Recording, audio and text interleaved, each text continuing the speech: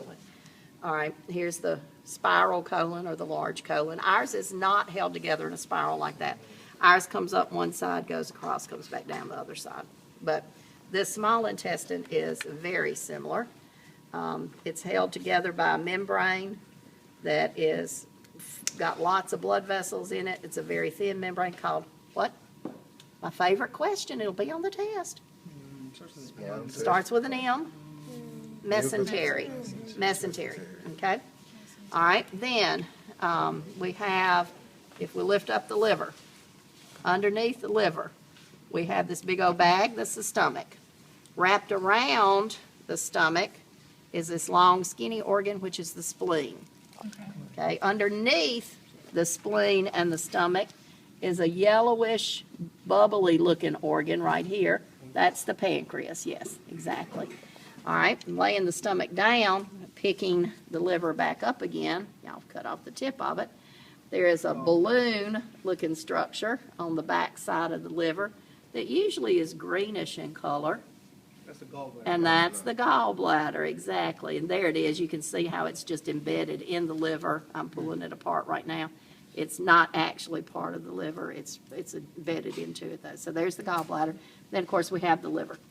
Okay, what's this kind of membrane that's lining the cavities? Serous membrane? It's peritoneum. What kind?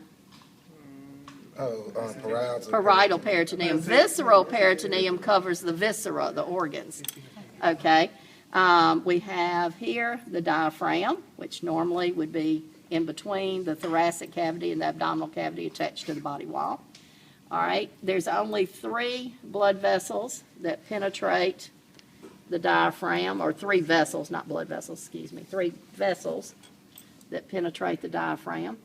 And the one that comes into the heart that's on top is the inferior vena cava. It leads back to the heart, so that's pretty easy to remember. Then the middle one is the esophagus. It's going to the stomach.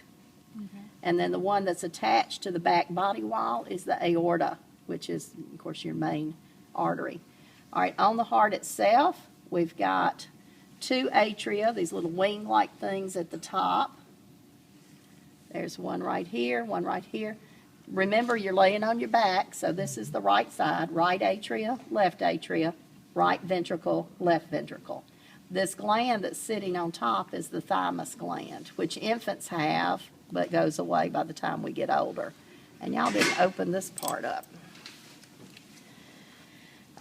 You need to go ahead, if you haven't opened the neck on yours up, you need to open the neck of yours up so that you can see the thyroid gland and the blood vessels of the neck region. And these are, what tweezers?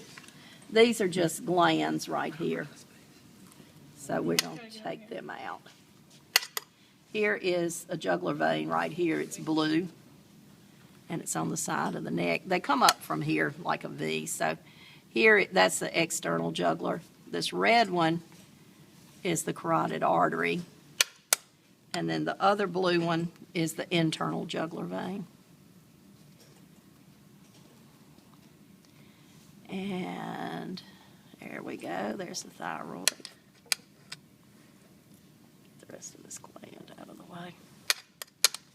Do you study these, or you just know them by heart by now? Of course, just like you, the first time I dissected, I had to learn them. I was amazed when I started teaching. Now, it had been 25 years since I'd had a biology class when I first started teaching, and that first semester I wanted my kids to dissect. I taught high school. And I was surprised how many of the structures I did still remember from doing it in freshman biology. But, you know, if you learn it, it's yours. Nobody can take it away from you. If you just memorize for a test, you're going to lose it. But if you actually learn it, you got it from then on. You just need a little refresher every now and then. Okay, this is the voice box or larynx, and you can see how it's made out of cartilage. And coming off of it on the bottom is the trachea.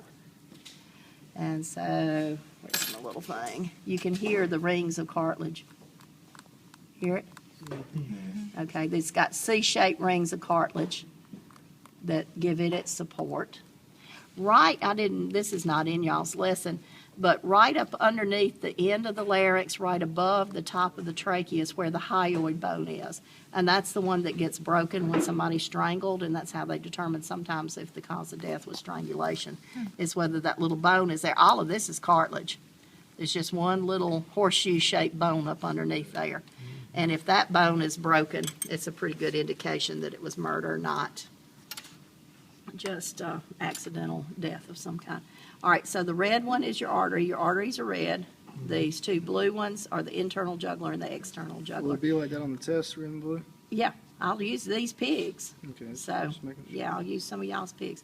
All right, and this is the thyroid gland that sits right on top. On the back of the thyroid gland, you can't tell it on the pigs. There's 4 tiny glands that are called parathyroid glands. Stop it. Or keep going? Okay.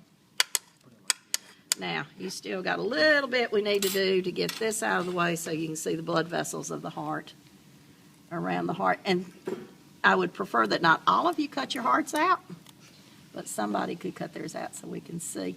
What do you call the blood vessels that go from the heart to the lungs? The pulmonary. Pulmonary Pulmonary arteries. arteries. Arteries always carry blood away from the heart. Veins always carry blood back to the heart. So if you can just remember the direction of blood flow, then you'll be able to remember whether it's an artery or a vein. The pulmonary arteries and veins are colored backwards compared to most arteries and veins because the pulmonary arteries are actually carrying unoxygenated blood to the lungs to get oxygenated, and then the pulmonary veins are bringing blood back to the heart from the lungs, and they've been fully oxygenated.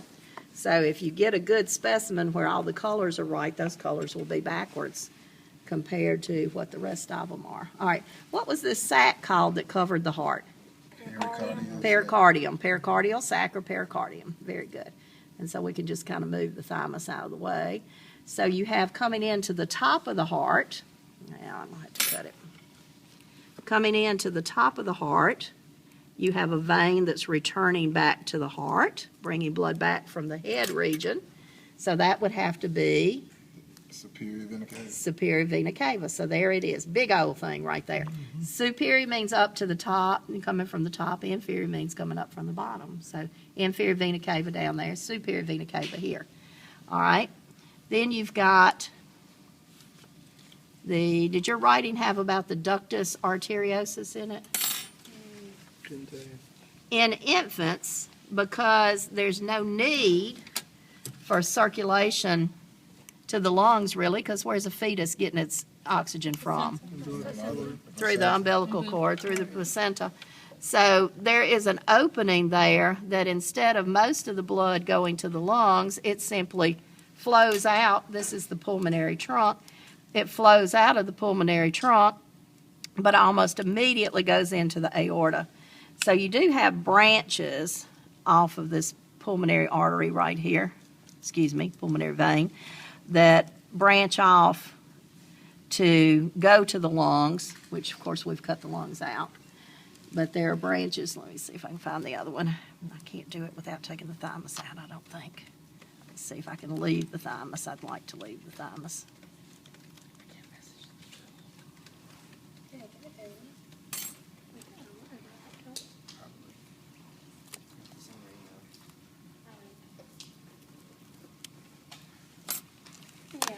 Okay, there we go. Maybe we can get them out of the way now. Okay, you can see there's several branches here. All right, this is the crook of the aorta right here. And so you've got some blood vessels that go to supply the head region. Obviously, you've got to have oxygen going to your head region. There's 3 main branches that come off of the human aorta as it crooks right there. And there's one for the brain area, one for the shoulder area, and then one that branches out and comes over in a different direction. But anyway, this is the pulmonary vein. Here is the aorta right here. And then there's 2 pulmonary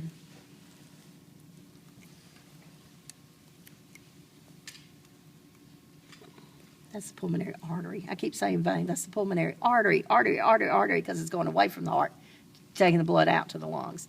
The pulmonary veins, there's 4 of them that come back on the back side of the heart, 2 from each lung that bring the blood back. Pulmonary artery that artery's always Two away. lines. Artery away from heart, veins are back to the heart.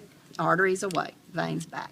And this coronary artery right here is dividing the right and left ventricles. So Isn't it's, that what causes the heart attacks? sometimes it'll get clogged up, yes. And then these don't get the blood supply they need. There's a lot of them in there all around. What artery is that? That's the coronary. Yeah, coronary artery. Okay, so that's most of everything. Here's a pulmonary vein right here. See that blue? See, there's two of them coming back right there that would come back from the lungs. Okay. Okay? But they come back on the back side of the heart. There'll be all four of them coming back in. They empty back into the left atria. Then it goes to the left ventricle and then it gets pumped out. So blood comes back to the right atria from the superior and inferior vena cavas. From there, it goes to the right ventricle. From the right ventricle, it's forced out the pulmonary artery to the lungs. It returns from the lungs through the pulmonary veins, goes into the left atria, from the left atria to the left ventricle, then it's pumped out the aorta. Okay? The ductus arteriosus connects the pulmonary artery and the aorta because there's really no need for much blood to be going to the lungs in a fetus. It closes up after birth. There's also a hole between the right atria and the right ventricle, the right atria and the left atria that's called the foramen ovale, oval window. And when you have people who say they have a baby that was born with a hole in their heart, that's what they're talking about. That little hole is supposed to close up almost immediately at birth when the baby takes the first breath. Sometimes it doesn't. And so they have an opening through those atria and the blood will continue to flow back and forth so they don't get the oxygen that they need. So if it doesn't close up in a few days, a lot of times they'll go ahead and do surgery and I close have it a up. question. Can that go several years being undetected? Yes, it can. That's what happened to Anna. Yes, it can. And sometimes they choose to wait till the child's like 3